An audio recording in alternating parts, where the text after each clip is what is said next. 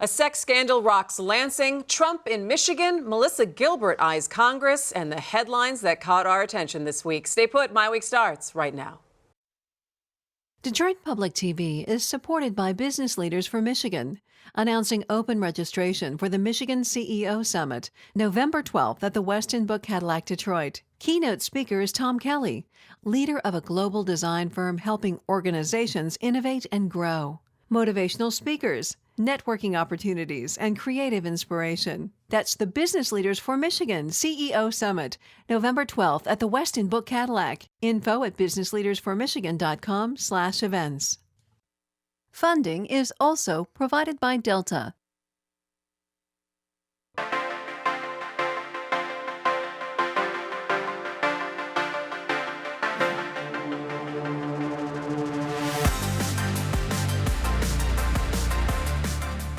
Hi there, and welcome to MiWeek. Thanks so much for joining us. I'm Christy McDonald. And just when you thought you'd seen it all in politics, you get the story of two Republican State House members, an affair, a bizarre cover-up, fired staffers, and it's all on tape. Coming up, the allegations, the denials, and what happens next for two of the most conservative members of the state legislature. Also, Donald Trump. His first big campaign stop since that crazy debate last week. Oh, and he's still leading in the polls. We will take a look at how he grabbed Michigan voters this week. Plus, actress Melissa Gilbert wants Congressman Mike Bishop's job. Does she have a shot at winning the 8th district? And a key member of Governor Snyder's staff steps down. We will talk about that and other headlines this week. But we do start with the over-the-top plot coming out of Lansing that no one can stop talking about. By now, the details have made national news. Representatives Todd Courser of Lapeer and Cindy Gamrat of Plainwell are being investigated by the House Business Office, accused of using office staff to cover up their affair. Courser says he won't step down. Gamrat, well, she's nowhere to be found. So what happens next? We start here tonight with our MiWeek contributors, Nolan Finley of the Detroit News and Stephen Henderson of the Detroit Free Press. Gentlemen, just when you thought you saw it all, and this story broke last Friday, and it's had so many twists and turns to it, and good grief, Nolan. Where do we stand right now with this thing? Well, you don't know where you stand right now because every day it gets a little weirder. Chad Livengood from our staff broke the story last Friday, and as is typically the case with political scandals, the original offense itself paled in comparison to the cover-up, and I got to tell you, this must be the most bizarre cover-up I've ever seen in my life. To cover up the affair, Courser tried to get his staff, her staff, Cindy Gamrat's staff, to send out an email smearing him for having sex with a gay prostitute in a parking lot in Lansing, thinking apparently that would be so over the top, people would not believe the accusations of the affair either. But the only problem with that is her husband caught them. I mean, this wasn't a theoretical affair. They were caught. Everybody in Lansing knew about it. And, it was lumbering along until he got caught in this truly ridiculous cover-up that he keeps compounding. Now he says, he's being blackmailed and there's black helicopters flying over his house and, being bugged. Unhinged is the word that sort of describes Courser's reaction to the stories. I mean, the recorded statement that he made on Monday was really bizarre.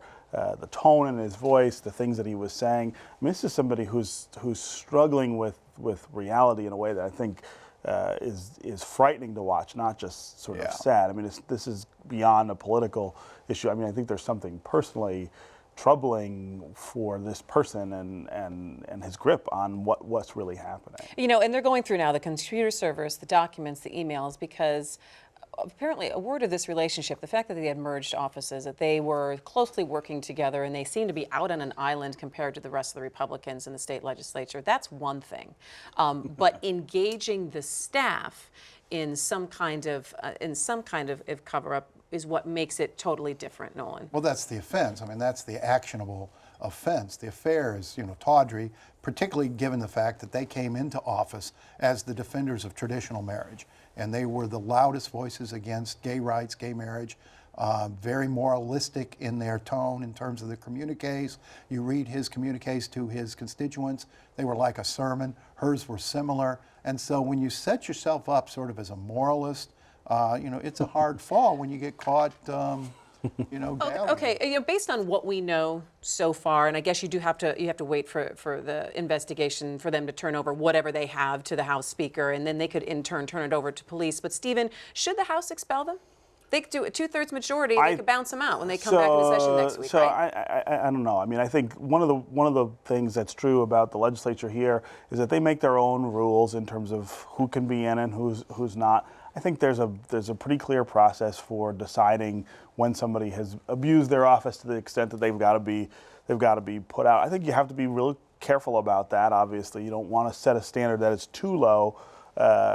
And in terms of the dollars involved here, my understanding is that this is probably not that much money that was misused in the sense of the resources used to try to do this. So I don't know if you put them out. I don't know if you put them out. I think they should resign. I mean, I think the decent thing to do is to say, I've misrepresented the very values that I have been projecting as a public servant and moralizing to everyone else about, but B, I've also misused my office in a way to try to cover that up. So I should go. But it seems that he has no else. plans to resign, Nolan. Well, no, they're not going to resign, but they're not alone out there. For the last 6, 7, 8 months, we've had a senator sitting in the legislature who's charged with a felony. It's very different. Assault. And I think what makes it similar, I mean, Virgil Smith, accused of shooting at his wife's car, charged in Detroit with a felony, and now is making an insanity offense. I think that becomes then in the realm of opening him up from some sort of action. You've got a guy who says he's insane, and he's going to sit in the Senate as a voting member. Well, I mean, I think he's saying that he meets the standard of insanity in that moment. I mean, the legal standard for that is not, well, I'm too crazy to be walking the streets. Who knows what his insanity is? He claims he had a head injury that makes him do irrational things. Right. Well, who knows when that's going to pop up on the legislature? Hey, so meanwhile, we have no roads deal to speak of. No. Coming back Tuesday. It'll be interesting to see if Gamrat and Courser show up on Tuesday. We haven't heard a word from her. To her credit, I mean, he's been sort of. He's talking too much. Well, he's been sort of in the spotlight and taking the focus, and her name is mentioned only peripherally now in this because of his antics, and she's been admirably quiet. But it's interesting. I mean, their fellow sort of Tea Party members had already started distancing themselves from them even before this scandal broke, and.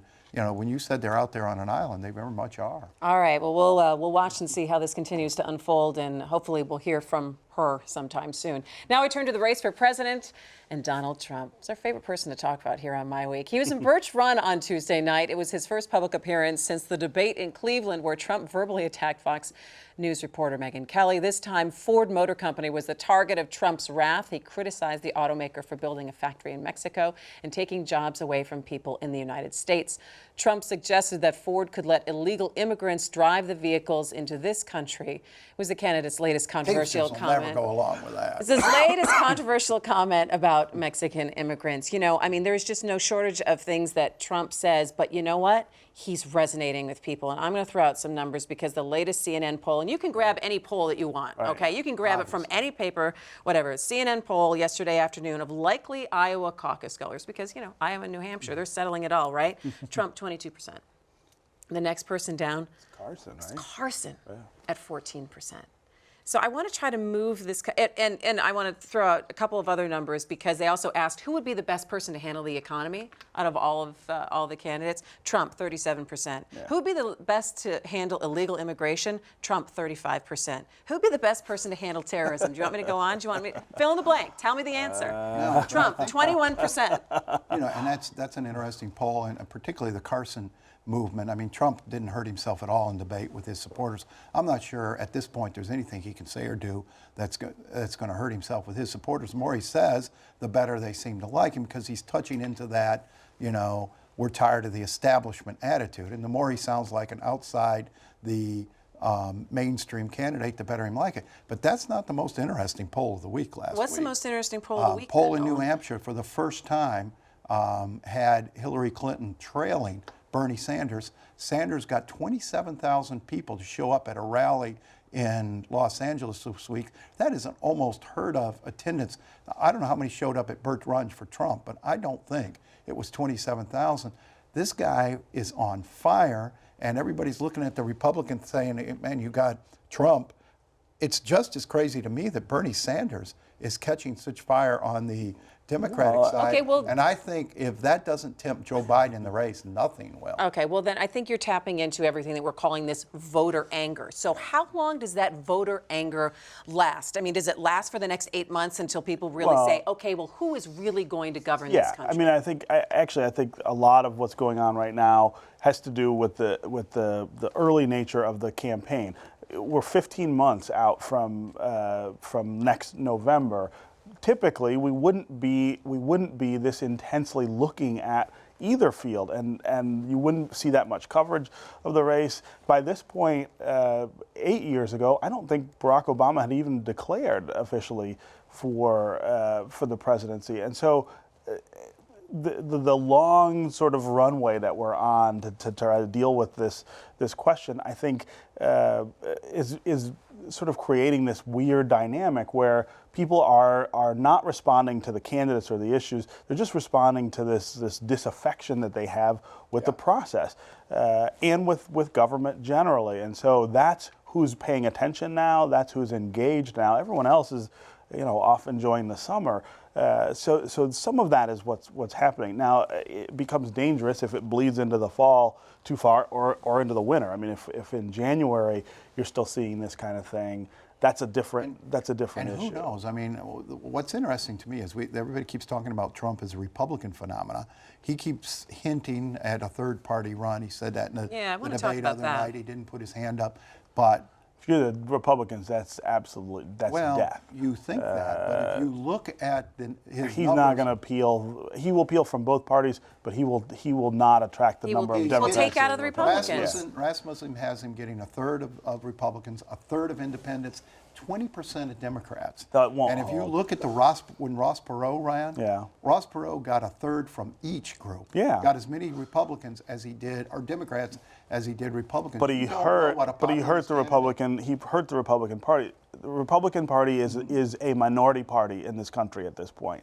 That's who suffers from the third party sort of insurrectionist campaign. And so if you're the Republicans, you can't afford to have Donald Trump on that ticket as anything. The longer he stays in the race, the more encouraged I think he'll be to do a third party. The only thing, that would stop him is, he'd have to spend his own money, and I'm not sure how crazy he's going to be. But he just said the other day that he'd be willing to, if he keeps leading in the polls, if he's going to, he does say a lot of stuff, but you know what? But people are buying it. I don't know how much liquid cash he actually has. I mean, he gets up there. Nobody and says, knows, right? He could have 99 cents that he can actually get. Well, I think it's safe to say that he has more than 99 cents. But I want to talk about something that you mentioned, Nolan, about the whole opening up for Joe Biden. I don't buy that. I don't buy that Joe Biden is going to be able to swoop into the race in September and take away everything from Hillary Clinton. It's not a swoop in, as Steve and Bernie said. Sanders. It's early in the campaign. This is the time in a normal year when people are starting to finalize their decision. This would not be extraordinarily early on a historical standpoint. You just a couple of weeks ago, you had the last of the Republican candidates get in. Her numbers keep falling. There's real concern now that the FBI has this server of what's going to come out, what's going to be revealed. You want to make sure you have a backup candidate who is not Bernie Sanders, because you don't know what the next shoe is. The one thing that does work against Biden this cycle that wouldn't have in other cycles is the money. The amount of money that Hillary Clinton already has, the amount of money that's going to be necessary in this campaign. I don't know that he can raise it to mount a real sustained challenge I think to her. If Democratic donors keep seeing her numbers eroding to a candidate like they're Bernie eroding Sanders, 15 months Yeah, but you know what? They've seen that. They're getting nervous. They will put the money behind him. I'm not sure. Yeah, but you guys keep saying, well, historically speaking, people haven't been in the race. And historically speaking, this is when people start, hey, this is the new normal. And I'm telling you, and wait till the next cycle around and see how early it's going to start. He said he would make his decision, by Labor Day? into this month. Yeah. That is not too late. It's not too late to start. It's planning. not too It may late. be I just don't financially think. too late. Wow. That's the only I don't think possible. so. All right, continuing now with politics. She's best known as Laura Ingalls on TV's Little House on the Prairie, but now actress Melissa Gilbert wants to go to the big house on Capitol Hill. You know, that was just too easy for us to pass up. You know, she's officially a candidate in the 8th Congressional District, a place that she's lived for 2 years with her husband, actor Timothy Busfeld. But she has some explaining to do about money she owes to the IRS. You better believe Republican Mike Bishop's office wasted no time bringing that up. She'd be lucky she don't go to the big house in Milan. You know, I have to say, you know, I love politics in Michigan because it just always changes. And then Melissa Gilbert runs for Congress. I mean, Al Franken won the Senate. Good Lord. Al Franken's one of the most effective people in the Senate. So I'm not sure I would make the comparison here. Well, you don't know how good she's going to be or not. I mean, everybody can run, and that's not a district where they've had much luck, but it's not necessarily a overwhelmingly Republican district. A candidate who can raise some money, get some traction, could do well. Could Mike Bishop be vulnerable here? I don't think he is, and not to this. I mean, I think she'll energize a certain part of the Democratic base and attract more money than I don't know who the other Democratic candidates in that district Byron, might be. She didn't do well last time. No. So that is not a Democratic district. If you were looking at Republican held seats that might be vulnerable next year, I'm not sure that would be in the top 4.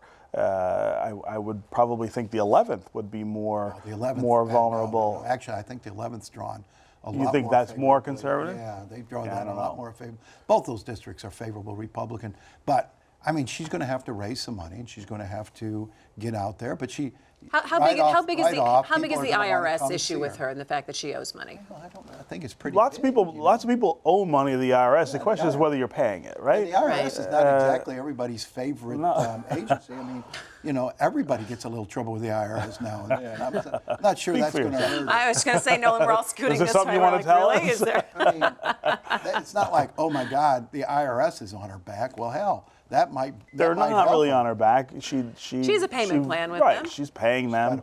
She's got a big, a big hurdle to clear there. It sounds like, but I don't know that those Little House residuals are enough to. They're playing it on the Hallmark Channel all the time. And maybe that's what she's thinking is, you get into this race. She'll probably get a reality TV show about it. Yeah. Bingo, that tax bill is people are going to want to come out and see her because she's people love celebrity. I mean, that's half of Donald Trump's appeal is, oh, I see that guy on TV. It all comes back to Trump, doesn't it? Man.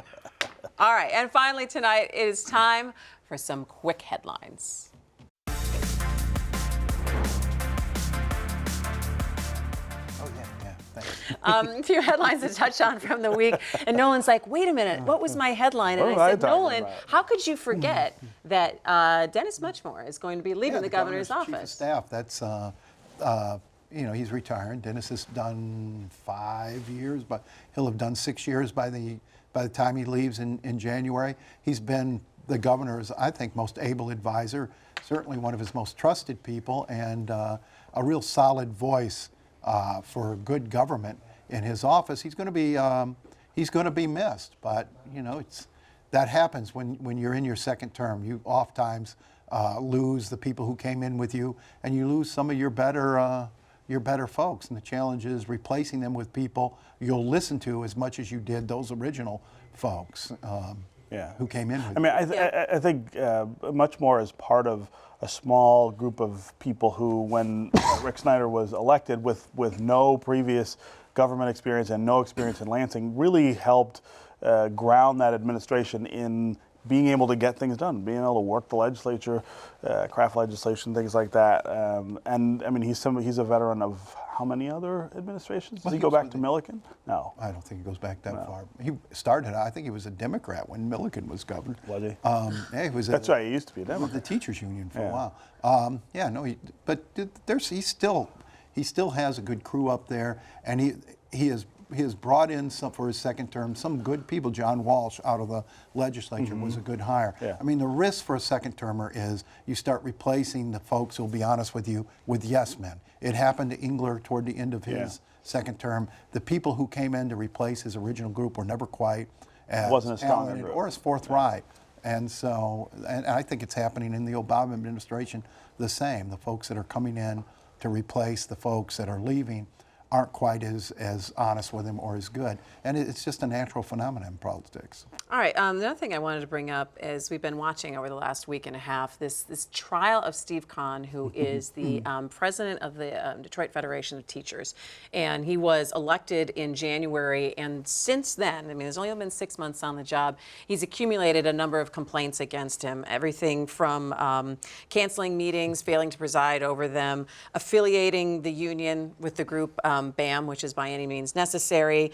He was accused of failing to investigate abuse of members, failing to address a physical assault on members, and failing to pay dues that the DFT owes to the American Federation of Teachers. Boy, and who so, saw that coming? No, hang on now. So there was an actual trial through the executive board, and they found him guilty on Wednesday. They kicked him out of his position. And they kicked him out of the union. Kicked him out of the union too, right? I mean, which is really interesting to me. So I mean, Steve Kahn. Steve Kahn aside, and I think he's a problematic personality and somebody who has caused a lot of trouble for the union in the past, even before he was elected president. But he does represent, I think, a very important constituency among Detroit teachers who feel as though they have been unduly blamed for the condition of the schools, that their ideas have not been listened to, that they've taken a lot of hits financially, which all of which is true. And I think if you sort of take Steve Kahn out of the picture, there's still this very real need to start dealing with that, especially in the context of this reform package that they're still talking about. Steve Kahn was sort of the Donald Trump of the right. Of the That's a great union. analogy. And he never was quite stable as a leader, and I don't think the reform movement would have ever moved on to include the teachers in any meaningful way as long as he was president, and that remains true. They have to replace him with somebody who's willing to accept the fact that big changes are coming, reform's coming, and you want to be at the table. I mean, David Hecker from the AFT, who the parent union for the DFT, very much at the table during the coalition meetings. You need someone who not only wants to be at the table, but is appropriate to sit there. You can't come. So do you think that Steve Kahn wasted his opportunity then? He has been an active voice for so many years, and he finally got to the head of the table. And then no, I mean, there's a difference Steve Kahn between was never going to be anything but a bomb thrower. Yeah, I mean, and that's the translation he couldn't make was from bomb thrower to leadership, someone in authority. They are different roles, and they require somebody to do different things. And I don't think he was ever able to really make that transition, or really was interested in making that transition. He's an activist, and there's a difference between that and leading a really diverse group of people. Meanwhile, we all were out together the other night and talked to somebody and learned, I think, much to our disappointment, that this reform movement is going nowhere until deep next year. Yeah. Which is a huge disappointment to me, if that indeed is the case. That was a little surprising to hear. Yeah. All right, well, I think in a couple of weeks we're going to do a show right before kids go back to school, public kids go back to school, all in education. So everyone tune in for that. All right, guys, thanks so much. We'll see you next week, and that is going to do it for My Week. Head on over to MiWeek.org right now. Nolan, Stephen, and I are going to keep the conversation going. It's more My Week after the show. So tell us what you think on Facebook and on Twitter. We are there during the week. I'm Christy McDonald. Have a great night. We will see you next time. Take care.